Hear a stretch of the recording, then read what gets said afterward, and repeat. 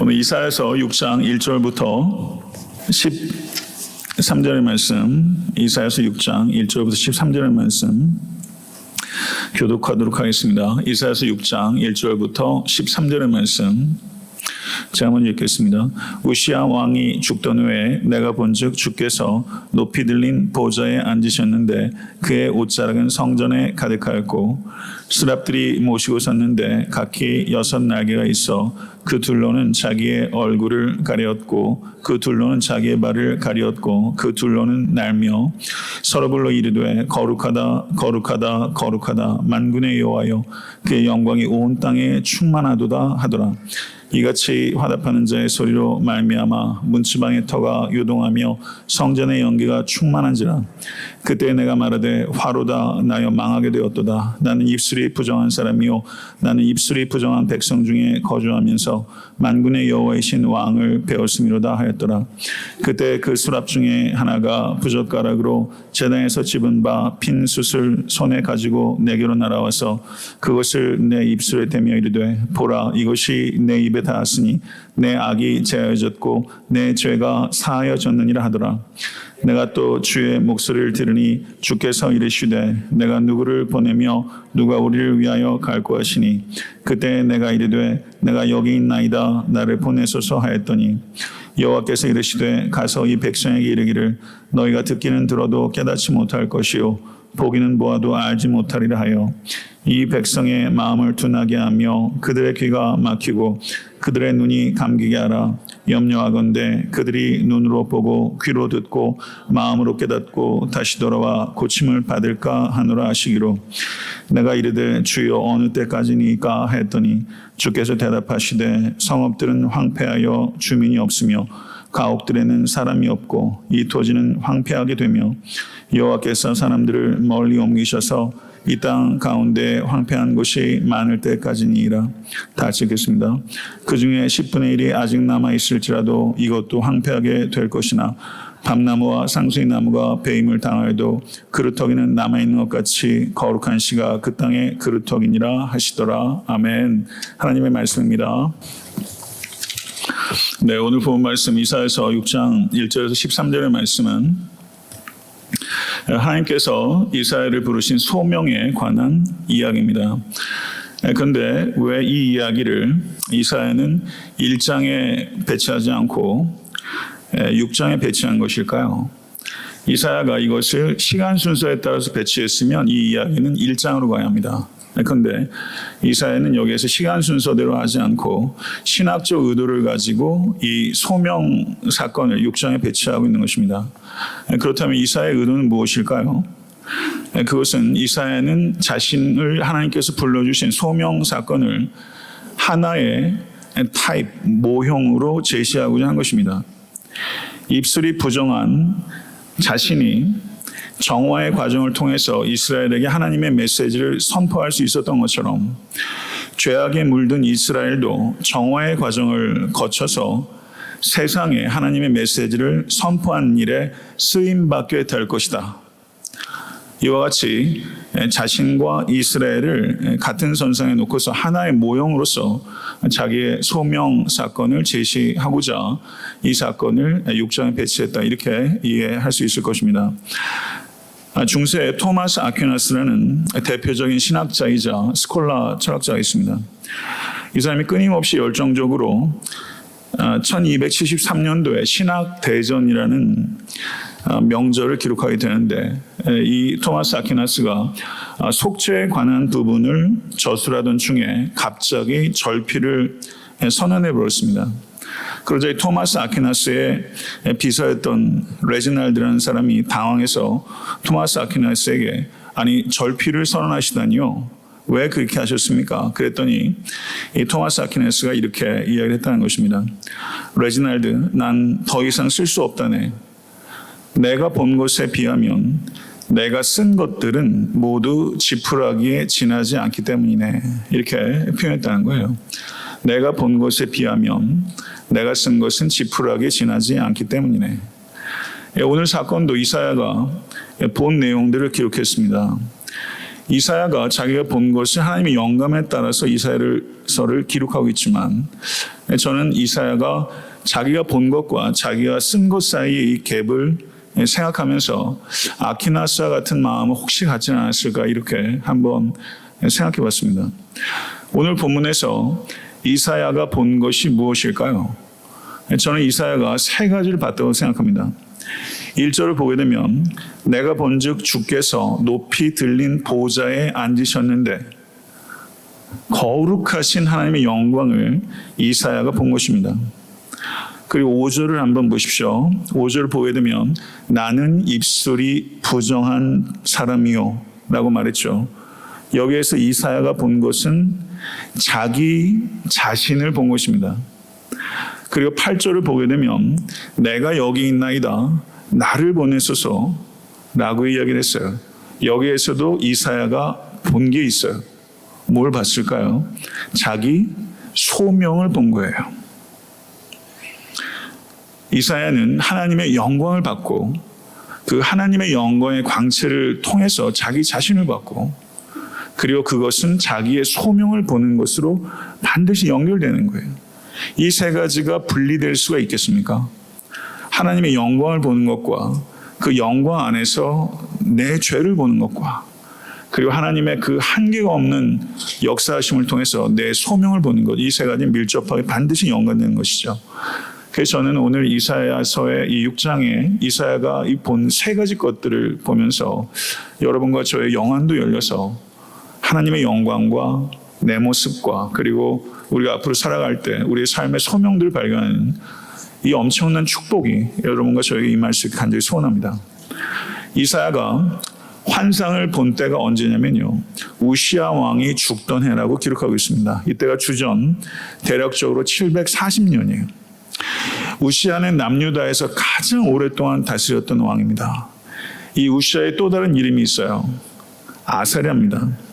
세상적인 관점에서 보면 이 우시야는 치세를 열었던 사람이에요. 가장 강력한 왕이었습니다. 그런데 이 우시야에 대한 기록은 성경에 굉장히 빈약해요. 열왕기하 15장 5절을 보게 되면 이렇게 우시야에 대해서 기록하고 있습니다. 여호와께서 왕을 치셨으므로 그가 죽는 날까지 나병 환자가 되어 별궁에 거하고 왕자 요담이 왕궁을 다스리며 그 땅의 백성을 치리하였더라. 이렇게 말하고 있어요.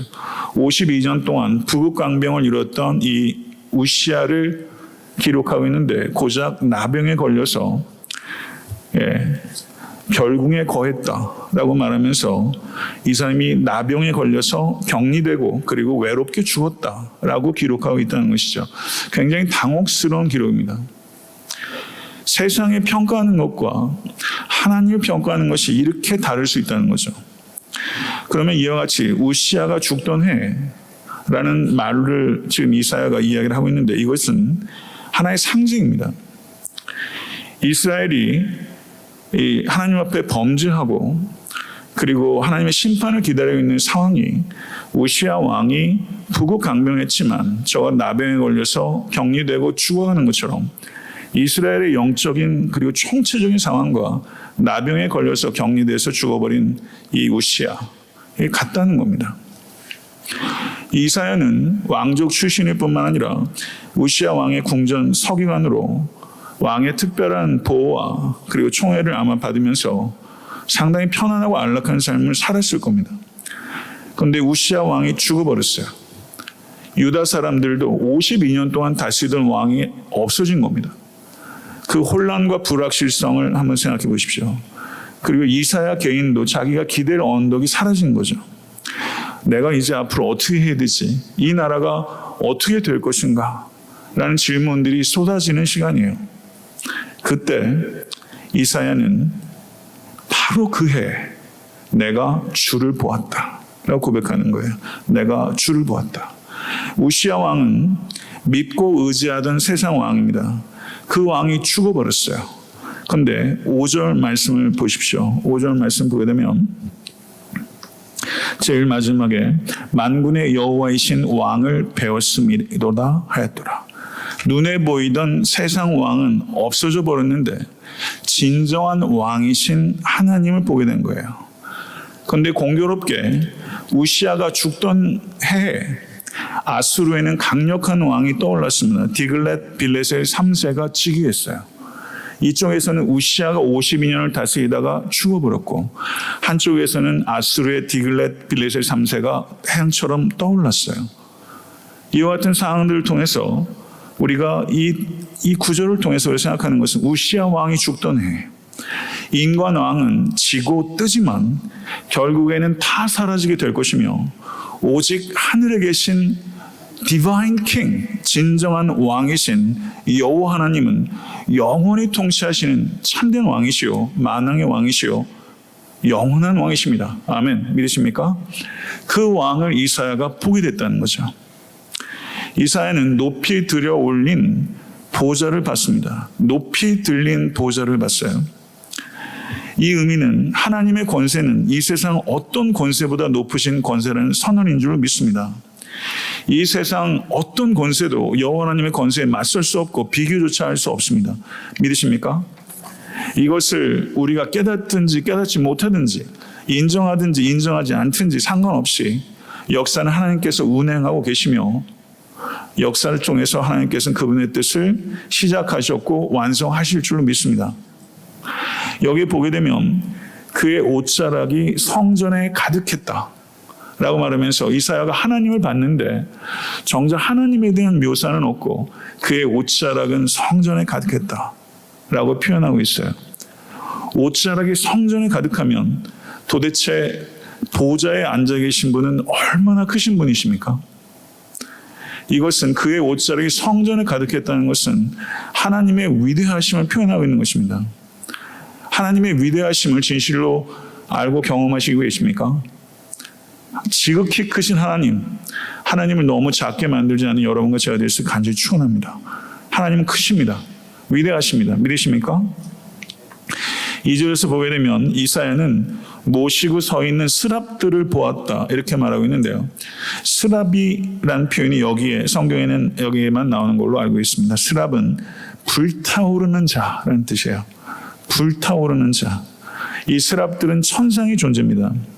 그런데 이 스랍들이 날개가 6개가 있는데 두 날개로 자기의 얼굴을 가리고, 두 날개로 자기의 발을 가리고, 그리고 두 날개로 날았대요. 두 날개로 얼굴을 가렸어요. 그러면 이건 어떤 뜻일까요? 하나님께서 말씀하시는 것에 집중하는 자세예요. 눈을 가리고 듣는 거에 온 힘을 쏟는 자세로 경청하고 부복하고 있는 것을 나타내는 것입니다. 발을 가린다는 것은 어떤 뜻일까요? 발을 가린다. 여러 가지 해석들이 있을 수 있지만 제 개인적으로는 이런저런 책들을 참고하면서도 가장 제가 공감이 되는 것은, 발이라는 게 방향을 전환하고 활동을 나타내는 것이지 않습니까? 발을 가렸다라는 것은, 이 스랍은 자기의 갈 방향을 정하지 않는 존재이고 하나님께서 명령하는 대로만 움직이는 존재라는 것을 두 발을 가리는 것으로 표현한 것이다. 이렇게 이야기하는 것에 대해서 저는 공감이 되더라고요. 여러분은 오늘 예배를 드리면서 두 눈을 가리고 계십니까? 두 눈을 가린다는 것이 어떤 뜻이라고요? 두 귀를 연다는 뜻이라고요. 거기에 집중해서 하나님께 경청하는 거예요. 그리고 두 발을 가려요. 방향도 내가 정하지 않고, 그리고 활동하는 동력도 내가 정하지 않는 거예요. 마치 노아의 방주처럼, 노아의 방주는 키도 없고 그리고 돛도 없어요. 방향도 없고 동력도 없어요. 하나님께서 움직이는 배예요. 여러분의 삶의 방향과 동력이 오직 하나님이 되시서 간절히 축원합니다. 이것은 굉장히 불안한 거예요. 그렇지만 정말 하나님께서 인도하심 가운데 내가 온전히 신뢰하고 두 발을 가린다면 사실은 굉장히 평화로운 것입니다. 전력을 다해서 하나님을 경청하고 전력을 다해서 하나님의 뜻 가운데서 행하신 여러분과 제가 될 수 있게 되 간절히 소원합니다. 그렇게 되면 타오르는 거죠. 스랍처럼 여러분과 제가 맹렬하게 타오르는 불길 같은 사람 될 수 있게 간절히 바랍니다. 그런데 여기서 스랍들이 서로 바라보며 뭐라고 말했냐면요. 거룩하다, 거룩하다, 거룩하다. 만군의 여호와여, 그 영광이 온 땅에 충만하도다. 성경 전체를 보게 되면 3번 반복해서 하나님의 성품을 이야기하고 있는 것은 여기가 유일합니다. 하나님의 성품들이 어떤 성품들이 있죠? 하나님의 성품들, 하나님은 사랑이십니다. 믿으십니까? 하나님은 살아계십니다. 하나님은 다스리십니다. 하나님은 전능하십니다. 하나님은 선하십니다. 하나님은 인자하십니다. 하나님은 전지하십니다. 하나님은 무소부재하십니다. 그렇죠? 이와 같은 것들이 하나님의 속성이에요. 하나님의 공유적 속성, 비공유적 속성. 신학적으로 그렇게 얘기를 해요. 그렇지만 어떤 속성도 성경에 3번 반복해서 말하고 있지 않아요. 그런데 여기에서만 유일무이하게 거룩하다, 거룩하다, 거룩하다. 이렇게 하나님의 속성을 이야기하고 있다는 것은 하나님의 많은 성품들 중에 가장 대표적인 성품이 바로 하나님의 거룩하심이라는 뜻인 줄 믿습니다. 절대적인 강조를 하고 있는 거예요. 하나님의 대표적인 속성, 그것이 하나님의 거룩하심이라는 것이죠. R.C. 스프라울이라는 위대한 신학자가 있습니다. 이 R.C. 스프라울이라는 이 청교도 신학자가 이런 말을 했어요. Any attempt to understand God apart from His holiness is idolatry. 이렇게 표현했어요. 하나님을 그분의 거룩하심을 떠나 이해하려고 하는 어떠한 시도도 우상숭배다. 이렇게 표현했어요. 하나님을 그의 거룩하심을 떠나서 이해하려고 하는 어떠한 시도도 우상숭배다. 하나님은 거룩하십니다. 그런데 그 하나님의 거룩하심을 완전히 깨달을 수 있는 인간은 없습니다. 여러분도 저도 하나님의 거룩하심을 온전히 깨달을 수 없습니다. 하나님의 거룩하심은 인간의 언어로 표현할 수 없는 하나님을 표현하는 언어입니다. 표현할 수 없는 하나님 앞에 하나님 나는 표현할 수 없습니다. 하나님은 나와는 전적으로 차원이 다른 위대하시고 광대하신 하나님이십니다. 저는 표현할 수 없습니다. 저는 항복합니다. 이런 것을 표현할 때 거룩하다, 거룩하다, 거룩하다는 거예요. 거룩하다는 것은 하나님 앞에 내가 항복한다는 뜻이에요. 여러분의 삶 가운데서도 하나님 앞에 정말 항복해야 되는 순간들이 있을 거예요. 그때 하나님의 거룩하심을 찬양하실 수 있게 간절히 바랍니다. 어떤 피조물들과도 비교조차 할 수 없는 하나님의 완벽하심, 그것이 하나님의 거룩하심입니다. 광대한 차이, 창조주 하나님과 피조물 사이에 존재하는 광대한 차이, 표현할 수 없는 광대한 차이, 그것을 거룩함이라고 표현하는 것입니다. 그리고 수랍들이 말을 했어요. 만군의 여호와여 그의 영광이 온 땅에 충만하도다. 만군의 여호와여, 이것은 선지자들이 선호하는 호칭입니다. 여호와 하나님께서 천상의 군대들을 다스리시는 사령관이십니다. 이런 뜻이죠. 하나님의 거룩하심과 하나님의 영광, 어떻게 다른 것일까요? 하나님의 거룩하심, 하나님의 영광. 하나님의 거룩하심이 다른 피조물들과 비교할 수 없는 광대한 차이, 완벽함이라면 하나님의 영광은 그 거룩함이 공적으로 나타나는 것, 그것을 하나님의 영광으로 표현합니다. 하나님의 다른 피조물과 비교할 수 없는 그 광대한 차이가 공적으로 나타나는 것, 그것을 영광이라고 말해요. 레위기서 10장 3절을 보게 되면 모세가 아론에게 이르되 이는 여호와의 말씀이라 이르시기를 나는 나를 가까이 하는 자 중에 내가 거룩하다함을 얻겠고 온 백성 앞에 내가 영광을 얻으리라 하셨느니라. 하나님의 영광은 숨겨졌던 하나님의 거룩이 나타나는 것, 숨겨졌던 하나님의 거룩이 나타나는 것, 그것을 하나님의 영광으로 말하는 것입니다. 키에르케고르라는 철학자가 있어요. 이 키에르케고르가 이런 말을 했습니다.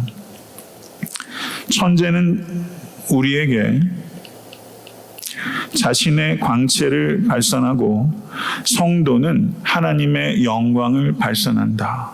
이렇게 표현했어요.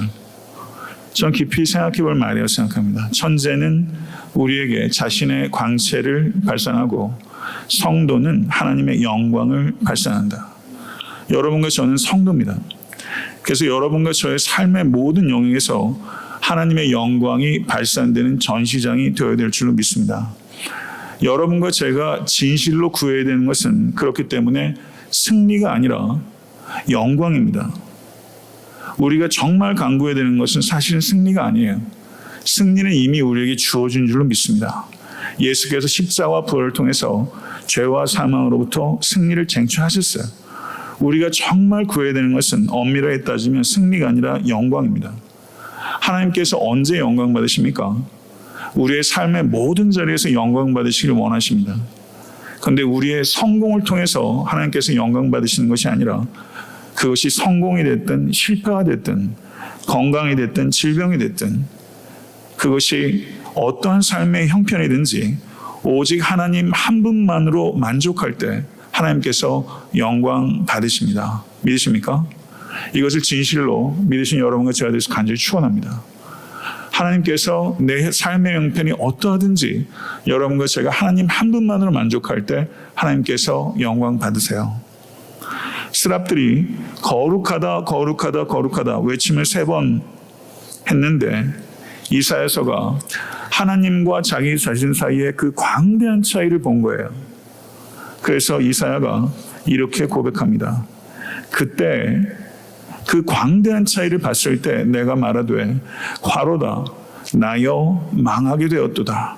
나는 입술이 부정한 사람이요 나는 입술이 부정한 백성 중에 거주하면서 만군의 여호와이신 왕을 배웠음이로다 라고 탄식하고 있습니다. 거룩하신 하나님의 영광의 임재를 경험할 때 우리는 나 자신을 만나게 되는 것입니다. 사랑하는 성도 여러분, 성도님들께서는 자기 자신을 진실로 발견하셨습니까? 내가 누군지 정말 아십니까? 나를 발견하셨어요?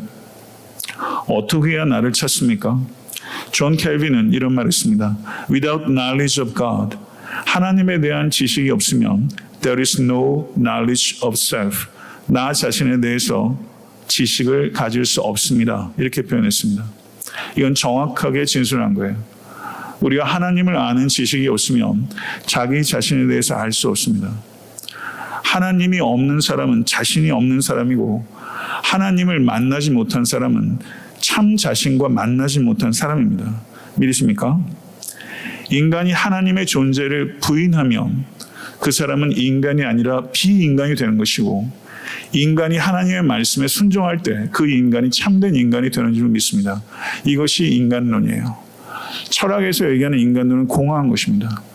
하나님이 없는 인간은 비인간이고 하나님을 만나지 못한 인간은 자기 자신과 만날 수가 없습니다. 유사한 자기 자신과 만날 수 있을 뿐이지 진정한 자기 자신, 내가 누군지를 아는 것은 하나님을 만나고 하나님을 아는 지식에서 비롯되는 것입니다. 모쪼록 하나님을 아는 지식 가운데 깊어지시고 자기 자신을 알 수 있는 여러분과 제가 될 수 있게 되기를 간절히 소원합니다. 나는 입술이 부정한 사람이요 라고 이야기를 했어요. 이것은 자신의 죄를 상징적으로 극치적으로 표현한 것입니다. 그리고 부정한 백성 중에 거하면서 라고 이야기를 하고 있는데 이것은 자신의 나라와 민족 전체의 공동체적인 죄악, 문화적인 죄악을 보편적인 죄악에 대해서 이사야가 아프게 통회하고 있는 것입니다. 욥기 42장 5절에서 6절을 보게 되면 내가 주께 대하여 귀로 듣기만 하였사더니 이제는 눈으로 주를 배움나이다. 그러므로 내가 스스로 하나고 티끌과 제 가운데 회개하나이다. 하박국 3장 16절을 보셔도 내가 들었으므로 내 창자가 흔들렸고 그 목소리로 인하여 내 입술이 떨렸도다. 그리고 잘 아시는 대로 누가복음 5장 8절을 보시면 시몬 베드로가 이를 보고 예수의 무릎 아래 엎드려 가로되 주여 나를 떠나소서 나는 죄인이로소이다. 아멘. 사랑하는 성도 여러분, 거룩하신 하나님의 영광스러운 임재를 이사야가 경험했어요. 그리고 그 하나님을 성육신하신 예수 그리스도를 통해서 베드로가 경험했어요. 그리고 자신을 발견하고 자신의 죄악 때문에 몸부림친 것입니다. 사랑하는 성도 여러분, 여태까지 여러분들 신앙생활 하시면서 이렇게 나의 죄악 때문에 그리고 이 땅의 죄악 때문에 몸부림을 치고 눈물을 흘리신 적이 있으십니까? 만약에 그런 적이 없다면 여러분의 그렇게 죄 때문에 뜨겁게 몸부림치고 눈물을 흘릴 수 있는 축복이 임할 수 있게 되길 간절히 소원합니다. 이사야가 회개할 때 스랍이 단에서 취한 핀 숯을 가져다가 이사야의 입술에 가져다 댔습니다. 입술이 어떤 기관입니까? 가장 예민하고 약한 부분입니다.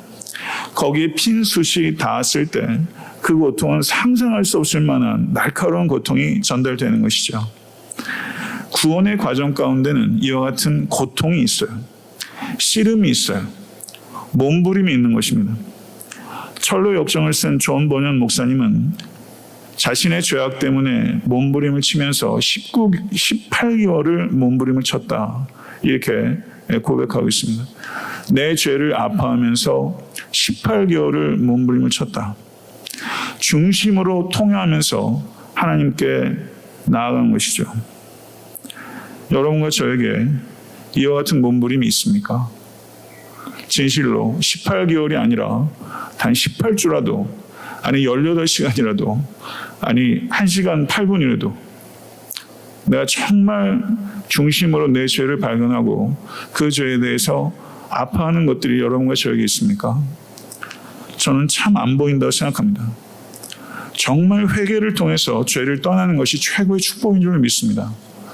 오늘 스랍이 그 숯탄을 가지고 이사야의 가장 약한 부분에 갖다 댄 것처럼 하나님께서, 성령께서 은혜를 주셔서 여러분과 저의 영혼 가운데 가장 약한 부분에 하나님의 그 뜨거운 영이 임해서 여러분과 제가 정말 아프게 몸부림치면서 통회할 수 있다면 우리의 가정도, 우리의 교회도, 이 땅도 회복될 줄 믿습니다.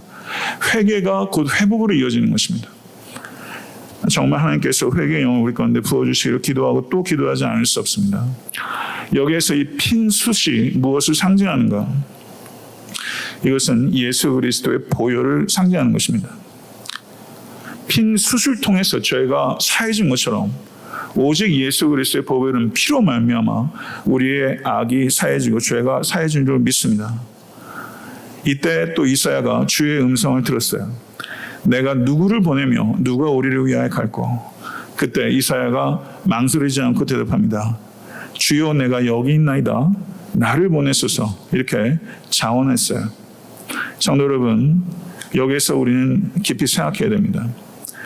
하나님과 나 사이에 넘을 수 없는 한계가 있다는 것을 처절할 정도로 이사야가 깨달았어요. 그런데 하나님께서 저를 깨끗게 하시는 한계가 없는 은혜를 이사야에게 베풀어 주셨습니다. 도저히 넘을 수 없는 한계를 이사야가 이해했는데 하나님께서 한계가 없는 은혜를 이사야에게 베풀어 주셨어요. 이 하나님께서 한계가 없는 은혜를 나에게 베풀어 주셨다는 것을 진실로 깨닫는 성도의 자연스러운 반응, 불가분한 반응은 무엇이냐면요, 헌신입니다. 한계가 없는 하나님의 은혜로 우리는 구원을 받은 줄 믿습니다. 믿으십니까? 한계가 없는 하나님의 은혜가 도저히 넘을 수 없는 한계를 뛰어넘어 온 거예요. 우리의 죄가 하나님과 우리 사이를 내었어요. 이것은 도저히 넘을 수 없는 한계입니다. 그런데 이 넘을 수 없는 한계를 우리의 의로는 못 넘어갑니다. 그런데 스랍이 날아온 것처럼 성육신하신 예수께서 이 땅에 오셨고 그리고 십자가를 통해서 이 넘을 수 없는 한계를 한계가 없는 은혜로 넘어오셨어요. 믿으십니까? 이 한계가 없는 은혜가 나에게 차고 넘쳤다는 것을 진실로 깨닫는 성도는 내가 여기 있나이다 나를 보내소서 라고 말할 수밖에 없다는 거죠. 이게 자연스러운 반응이고 불가분한 반응이라는 것을 성경 우리에게 이야기하고 있는 것이죠. 사랑하는 성도 여러분, 여러분과 저도 은혜로 구원받은 사람입니다. 이 은혜로 구원받은 성도는 반드시 은혜로 거룩하게 되며 은혜로 소명을 받게 되고 그리고 은혜로 소명을 감당하게 되는 줄 믿습니다. 믿으십니까? 은혜가 모든 것입니다. 은혜가 구원을 주고 은혜가 거룩하게 하며 은혜가 소명을 주고 은혜가 소명을 감당할 수 있는 능력입니다. 오직 하나님의 은혜입니다. 9절과 10절의 말씀 한번 보세요. 같이 읽겠습니다. 여호와께서 이르시되 가서 이 백성에게 이르기를 너희가 듣기는 들어도 깨닫지 못할 것이요 보기는 보아도 알지 못하리라 하여 이 백성의 마음을 둔하게 하며 그들의 귀가 막히고 그들의 눈이 감기게 하라. 염려하건대 그들이 눈으로 보고 귀로 듣고 마음으로 깨닫고 다시 돌아와 고침을 받을까 하노라. 이게 도대체 무슨 말씀이죠? 신약 성경에 가장 많이 인용되고 있는 구약 말씀이 바로 이 말씀이에요. 공관복음서를 보세요. 이 말씀이 가장 많이 인용되고 있어요. 그러면 이스라엘의 하나님 여호와께서 이스라엘이 치유되는 것을 원하지 않으신 것입니까? 그렇지 않죠. 1장에서 5장만을 봐도 하나님께서 이스라엘 치유를 원하셨고 이스라엘이 치유될 것이라고 약속하셨어요. 그런데 이것을 보면 문자적으로는 하나님께서 마치 이스라엘 치유를 원하지 않는 것처럼 말씀하셨어요. 하나님께서 이스라엘 백성이 문자적으로 정말 마음이 둔해지고 귀가 막히고 눈이 감기는 것을 원하셨다면 하나님께서는 예언자인 이사야를 부르시고 보내시지 않으셨을 겁니다. 하나님은 이 예언자를 통해서 이스라엘이 깨닫고 돌이키기를 원하십니다. 그런데 하나님께서는 이사야에게 역설적인 위임을 주셨어요. 그리고 여기에서 말하는 것은 하나님께서 예언자를 보낸 목적이 아니라 예언자가 보내졌음에도 불구하고 그 결과가 어떠할 것인지를 이야기하는 거예요. 목적이 아니라 그 결과를 나타내는 것입니다. 이사야는 결과적으로 이스라엘 백성들이 하나님으로부터 더 멀어지게 하는 메시지로 부르심을 받은 것입니다. 하나님으로부터 더 멀어지도록 하는 메시지로 부르심을 받은 거예요. 그런데 당대에 활동하고 있었던 거짓 선지자들은 피상적인 치유를 선포했습니다. 피상적인 치유를 선포하면서 수많은 추종자들이 모였어요. 그러나 피상적인 치유는 결국은 개인에게도 나라와 민족에게도 해악밖에는 당하지 않는 것입니다.